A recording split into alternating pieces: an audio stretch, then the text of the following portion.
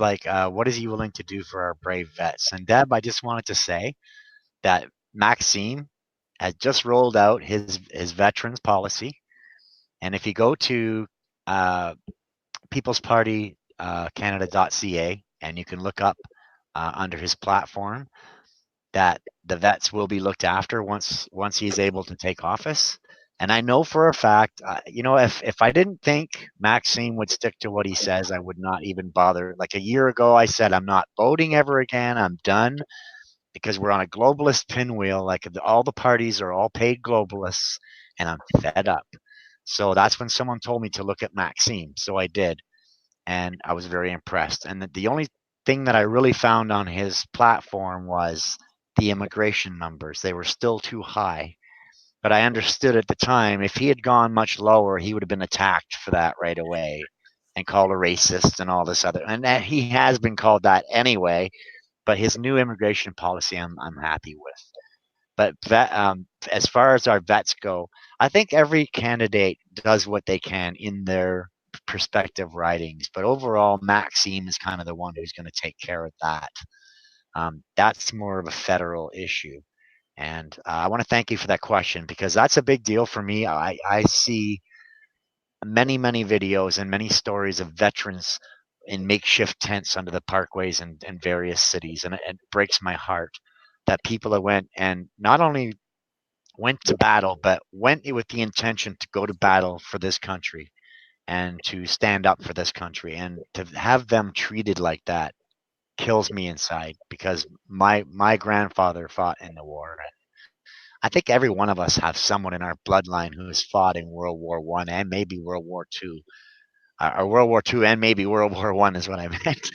And so, like basically in your writing, there's only so much you can do. But what can you do to help the vets in your writing?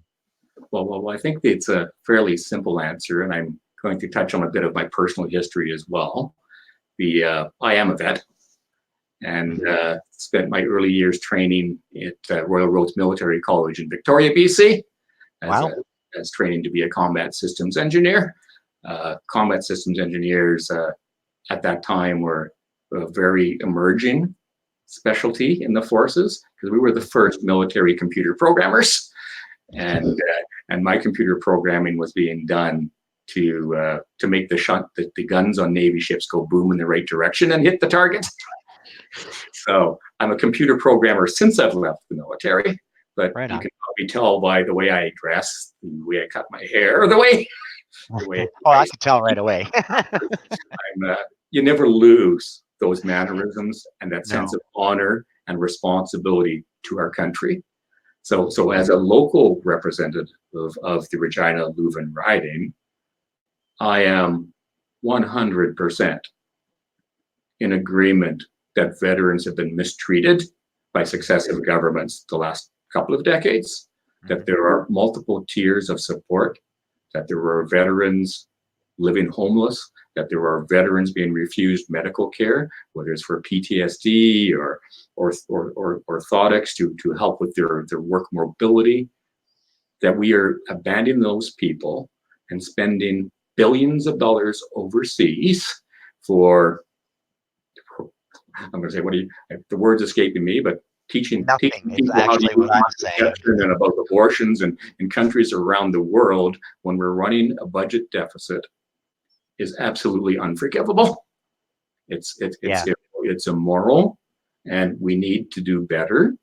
And I know from having talked to the other 40 plus veterans that are now candidates for the People's Party and having had time to talk to Maxime himself, that I may just be one lone voice coming from Regina-Lewvan, but I know my counterparts, Mario and Tracy, share the same view.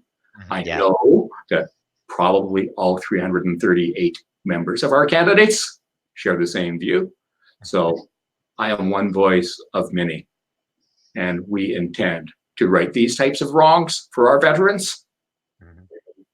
Yeah, no, I'm just concerned because Trudeau has just cut the disability benefit program by 1.5 billion, but he can send hundreds of. You have no money for veterans, but we have 1.5 billion for a new subway. Okay, Yeah, no, like he's sending all this money everywhere, like to save the African sand flea and basically family planning in Pakistan and all these issues that really have nothing to do with Canada. And as much as I love to help other countries, I think if we were doing really well, I'd be a lot more okay with that kind of stuff. But he's taken us in a time where we are crippled. Our Yeah. country is When teetering. we are running year after year as a budget deficit on our federal Mm-hmm. taxes, we have to stop sending all but the most emergency aid overseas.